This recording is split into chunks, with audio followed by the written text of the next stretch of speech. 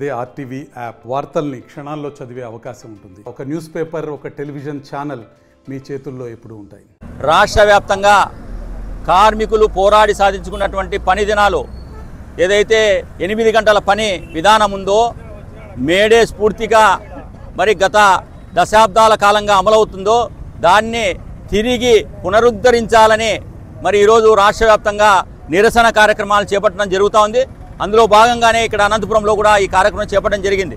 ప్రధానంగా నరేంద్ర మోడీ గారు అధికారంలోకి వచ్చిన తర్వాత ప్రజా వ్యతిరేక, కార్మిక వ్యతిరేక, ఉద్యోగ వ్యతిరేక విధానాలు ముందుకు తీసుకొని పోవడంలో సఫలీకృతం అవుతున్నాడు.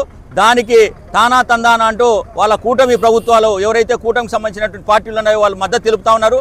ఈరోజు మేడే అంటే బ్రిటిష్ వాళ్ళు ఉన్నప్పటికే 8 గంటల పని విధానం కావాలా, బానిసత్వంలో ఉన్నారు ఉద్యోగులు, కార్మికులు, 8 గంటల విధానం కావాలని చెప్పి ప్రపంచవ్యాప్తంగా, కేవలం భారతదేశంలో కాదు ప్రపంచవ్యాప్తంగా కూడా పోరాడి 8 గంటల పని విధానాన్ని సాధించుకునే కార్మికులు సాధించుకున్నారు.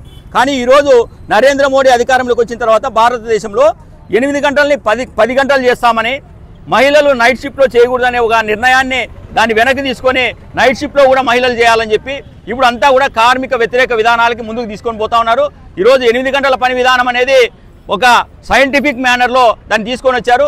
8 గంటలు పని, 8 గంటలు నిద్ర, 8 గంటలు కుటుంబానికి అని చెప్పి ఆ రోజు శాస్త్రీయంగా నిర్ధారించింది. ఈరోజు 10 గంటల పని విధానాన్ని భవిష్యత్తులో 12 గంటలు చేస్తామని చెప్పి ఎవరో బ్యూరోక్రాట్స్ అమెరికాలోనూ లండన్లో ఉన్నటువంటి వాళ్ళ మరి నివేదికల ఆధారంగా భారతదేశంలో దాన్ని ముందుకు తీసుకురావాలని చెప్పి ప్రయత్నం చేస్తున్నారు. దీన్ని ఏఐటీసీగా తీవ్రంగా ఖండిస్తున్నాం, దీన్ని వ్యతిరేకిస్తున్నాం.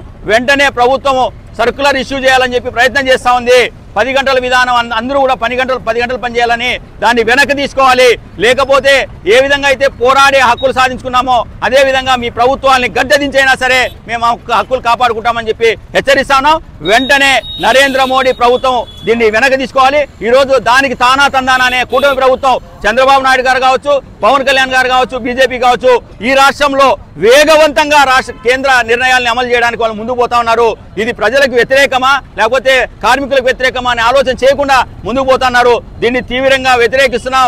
ఖబర్దార్, రాష్ట్రంలో ఉన్న కూటమి ప్రభుత్వం, చంద్రబాబు గారు, పవన్ కళ్యాణ్ గారు, దీన్ని మీరు పునరాలోచించండి. మీరు మీటింగ్ పెట్టి దీన్ని వెనక్కి తీసుకోవాలని మేము హెచ్చరిస్తున్నాం. లేకపోతే పెద్ద ఎత్తున ఆందోళన చేయాల్సి వస్తుందని చెప్పి హెచ్చరిస్తా ఉన్నాం. మరిన్ని వీడియోస్ కోసం ఛానల్ ని సబ్స్క్రైబ్ చేయండి. లేటెస్ట్ అప్డేట్స్ కోసం వాట్సాప్ ఛానల్ ని ఫాలో అవ్వండి. ఆ లింక్ డిస్క్రిప్షన్ లో ఉంది.